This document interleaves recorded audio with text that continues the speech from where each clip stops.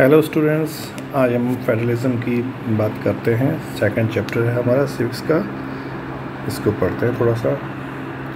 Federalism क्या है? जैसे हम फर्स्ट चैप्टर में पढ़ के आए हैं कि पावर शेयरिंग होती है हमारे पास में, है ना। जो गवर्नमेंट है वो अपनी पावर शेयर करती है। तो फेडरलिज्म का मेन बेस ही यही है कि किसी एक व्यक्ति के पास में पूरी पावर नहीं रहनी चाहिए, और पावर शेयरिंग एक टाइप ऑफ फेडरलिज्म है। ठीक है, तो from of power sharing it is most commonly referred to as a federalism. We begin by describing federalism in general terms, यानी कि हम स्टार्ट कहाँ से करेंगे कि फेडरलिज्म होता क्या है, वहाँ से शुरू होंगे। और बाकी का जो चैप्टर है ये कोशिश करेंगे कि किस तरीके से फेडरलिज्म को थ्योरी और प्रैक्टिस में आया, और इंडिया के अंदर हम इसको कैसे इसको लेके आए। और एंड के चैप्टर, जो एंड होने वाला चैप्टर है, तब देन भी हम देखेंगे कि return to the local government, a new third tier of Indian federalism हमने स्टार्ट किया। वहाँ पे इंडिया के अंदर एक नया फेडरलिज्म का एक नया रूप हमने देने की कोशिश की, क्योंकि पावर शेयरिंग किसी भी कंट्री के अंदर एक जैसी नहीं थी। अलग अलग कंट्री में अलग अलग टाइप के पावर शेयरिंग थी। ठीक है, यस, हम स्टार्ट करते हैं। पहले थोड़ा सा देखते हैं कि फेडरलिज्म है क्या। तो federalism is a system of government. पहली बात, ये गवर्नमेंट का एक स्वरूप है, एक तरह से एक टाइप, एक फॉर्म है, in which the power is divided between central authority and various constituent unit of the country.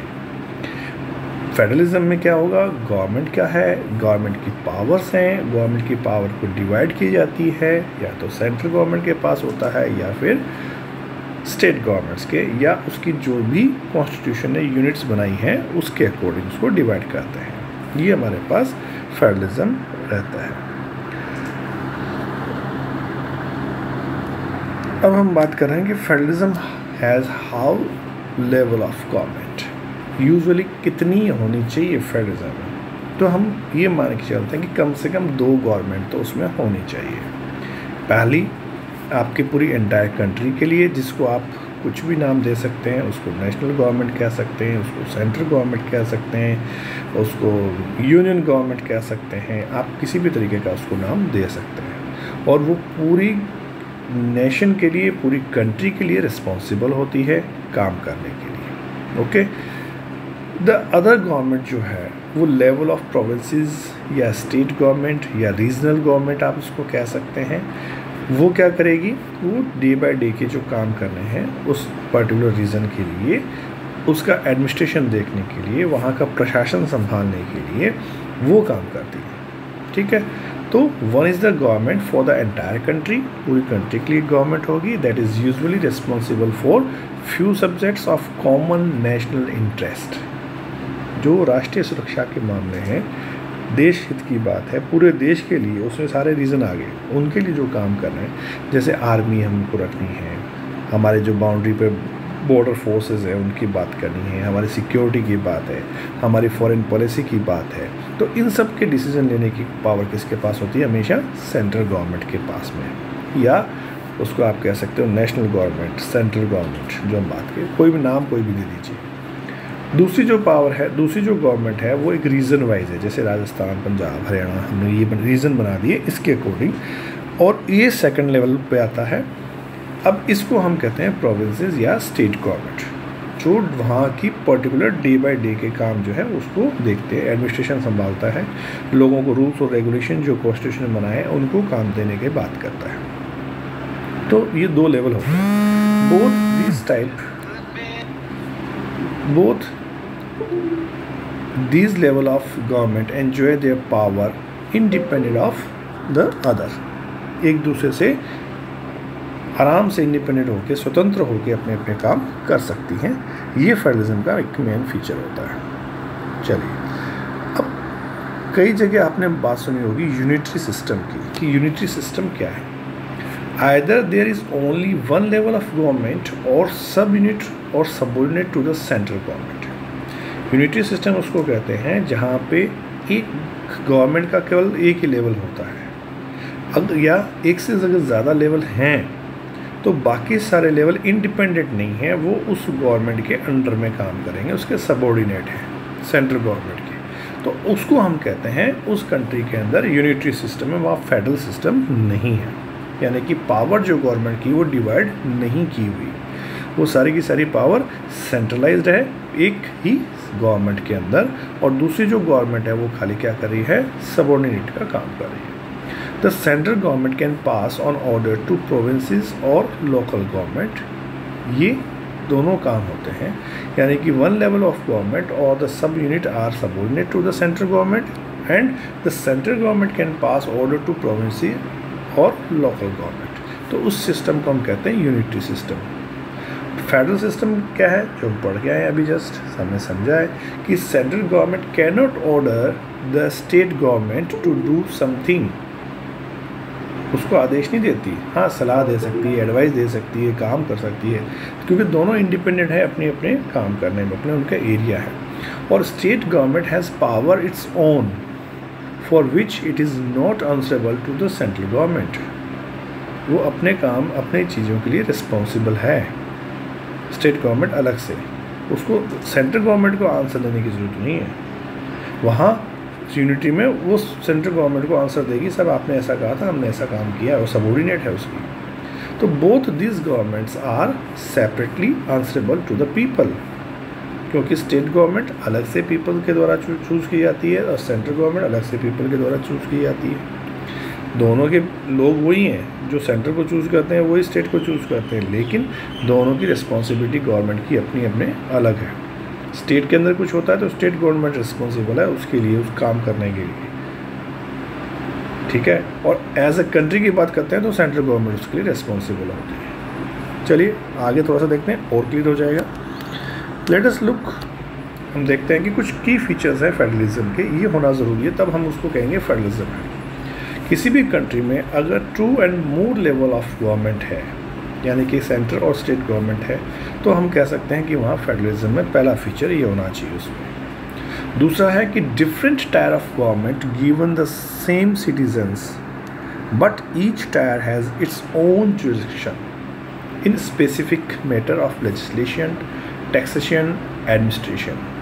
That means कि गवर्नमेंट के अलग अलग जो टायर्स हैं या जो लेवल्स हैं, वो जो फर्स्ट फीचर था हमारे पास होने चाहिए, लेकिन ये जो लेवल्स हैं इनका जो जुडिक्शन का मतलब होता है उस पर्टिकुलर एरिया वाइज या पर्टिकुलर सब्जेक्ट वाइज उसका अधिकार, कि वो काम क्या करे, कहाँ की किस एरिया के ऊपर काम करना है। तो वो पर्टिकुलर लेजिस्लेशन हो सकता है, यानी कि कोई कानून के द्वारा दिया गया अधिकार हो सकता है, कोई टैक्सेशन हो सकता है, कोई एडमिनिस्ट्रेशन की तरह से बात कर सकता है, और ये सिटीज़न जो हैं, जो नागरिक हैं, उनके जो लोग हैं, इन दोनों गवर्नमेंट को चूज़ करने वाले वो सेम है। जुरिस्डिक्शन की डेफिनेशन आपको यहाँ पे दी हुई है। जुरिस्डिक्शन का मतलब होता है the area over which someone has legal authority, जिस किसी भी काम को करने के लिए उसको ऑथोराइज किया गया है, लीगल अथॉरिटी उसके पास है। The area may be define in term of geographical, अब ये एरिया कैसा हो सकता है, जियोग्राफिकल हो सकता है कि साहब ये 20-50 किलोमीटर 100 किलोमीटर का आपके पास जियोग्राफिकल एरिया है, या in term of certain kind of subject कि साहब राजस्थान के अंदर आपको सेल्स के ऊपर टैक्स लगाने का अधिकार है, तो ये उसका उस व्यक्ति का जुडिक्शन हो गया। राजस्थान में शिक्षा के ऊपर, एजुकेशन के ऊपर आपको काम करने का अधिकार है, दैट इज़ जुडिक्शन इन एजुकेशन, समझे। तो सब्जेक्ट वाइज भी हो सकता है, आपका एरिया वाइज भी हो सकता है कि ये 50 किलोमीटर में आपके ऊपर आपको एडमिनिस्ट्रेशन देखना है, प्रशासन, तो ये जुडिक्शन हो गया एरिया प्लस सब्जेक्ट की एडमिनिस्ट्रेशन देखना है, और 50 किलोमीटर के अंदर या इस डिस्ट्रिक्ट के अंदर या इस तहसील के अंदर देखना है आपको, तो इसको कहते हैं जुडिक्शन। क्लियर। तो डिफरेंट गवर्नमेंट के अपने अपने एरिया हमने डिवाइड किए हुए हैं, सेंटर का अलग किया हुआ है, स्टेट का अलग किया हुआ है, इन लेवल के अपने अपने जुडिक्शन हमने दिए हुए हैं। फिर ये जो जुरिस्डिक्शन है of the respective level of tier government are specified in the constitution, लिख दिया है कॉन्स्टिट्यूशन में कि सेंट्रल गवर्नमेंट ये काम करेगी, स्टेट गवर्नमेंट ये काम करेगी, उसके अलावा नहीं कर सकती। So the existence and authority of each tier of government is continuously constituently granted, ये उसको काम कॉन्स्टिट्यूशन ने दे दिया है पहले से कि आपने ये काम करने हैं, इसके अलावा आप नहीं कर सकते। The fundamental provision of the constitution can not be unilateral, change by one level of government. और ये जो कॉन्स्टिट्यूशन में लिख दिया गया है पहले से काम, उसको, ये फंडामेंटल राइट्स हैं, फंडामेंटल चीज़ जो कॉन्स्टिट्यूशन में लिख दी गई है कि फेडरल सिस्टम बनेगा हमारे यहाँ पे, तो उसको आप कोई भी एक व्यक्ति, एक गवर्नमेंट चाहे कि मैं चेंज कर दूं तो वो चेंज नहीं कर सकती। ये अगर चेंजेस करने हैं तो दोनों लेवल की गवर्नमेंट का सहमति लेनी पड़ेगी। Such changes require the consent of both of level of government. फिर हमारे पास नेक्स्ट फीचर है कि court have power to interpret the constitution. कहीं डिस्प्यूट है कि कॉन्स्टिट्यूशन तो साहब ये कह रहा है, ये लिखा था, हम तो ये मानते हैं, दूसरा कहता नहीं साहब इसका मतलब ये निकलता, वो कहता नहीं साहब इसका मतलब ये निकलता। दोनों गवर्नमेंट के बीच में कहीं डिफरेंसेस है, तो इसको कौन इंटरप्रेट करेगा? कोर्ट को पावर दी गई है कि उस शब्द का मतलब अंत में कि किसके फेवर में, सेंटर के गवर्नमेंट के फेवर में निकलेगा जो वो अर्थ निकालना चाहती है, या उस शब्द का अर्थ स्टेट गवर्नमेंट के फेवर में निकलेगा जो उसका मतलब वो निकालना चाहती है। ये अंपायर की भूमिका कौन निभा रहा है हमारे यहाँ पे? ये कोर्ट निभाता है, और कोर्ट इन दोनों गवर्नमेंट से एक अलग तरीके की बॉडी है। Then the highest court act as a umpire if dispute arise between the different level of government in the exercise of their respective power. ठीक है, तो कोर्ट की भूमिका उसमें है, यानी कि थर्ड हमारे पास एक आ गया पार्ट, पावर डिवाइड हो गई। देन फिर सोर्स ऑफ रेवेन्यू, पैसा चाहिए हर चीज़ को चलाने के लिए, गवर्नमेंट चलाने के लिए, for each level of government. ये भी स्पेसिफाइड कर दिया गया है हमारी कॉन्स्टिट्यूशन के अंदर कि फाइनेंशियल ऑटोनॉमी उनके पास रहे। ऐसा नहीं हो कि स्टेट के जी पैसा, सेंटर के जी पैसा नहीं देता मैं तेरे को, तो दोनों का स्पेसिफाइड कर दिया कि स्टेट अपनी गवर्नमेंट अपना काम करने का पैसा कहाँ से लेगी और सेंट्रल गवर्नमेंट अपना काम करने का पैसा कहाँ से उठाएगी। ठीक है, तो ये दोनों उन्होंने उसको बांट दिया उस चीज़ को। फिर हमारे पास आता है लास्ट फीचर कि federal system thus has dual objective to safeguard and promote unity of the country while at the same time accommodate regional diversity. ठीक है, कि फेडरल सिस्टम जो है दो ऑब्जेक्टिव हैं उसके, कि एक तो यूनिटी, जो देश की यूनिटी है उसको बढ़ाए कंट्री के अंदर, डिस्टर्ब ना हो, आपस में लड़े नहीं, ठीक है, सबको बराबर राइट मिले, और जो रीजनल डाइवर्सिटी है हमारी, जो विभिन्नताएं हैं, एक दूसरे से अलगाववाद की भावनाएं जो जन्म लेती हैं, या चाहे वो लैंग्वेज के अकॉर्डिंग हो, चाहे वो किसी रिलीजन के अकॉर्डिंग हो, या किसी और कारण से हो, वो सब चीज़ें हमारे यहाँ पे ख़त्म होनी चाहिए, इसीलिए फेडरल सिस्टम को अपनाया जाता है। ठीक है, therefore the two aspect of the crucial for institution and practice of the federalism, दो तरीके से हम इसको करते हैं। Government at different level should agree to some rule of the power sharing. They should also trust that each would abide by its part of the agreement. An ideal federal system has both aspect, mutual trust and agreement to live together।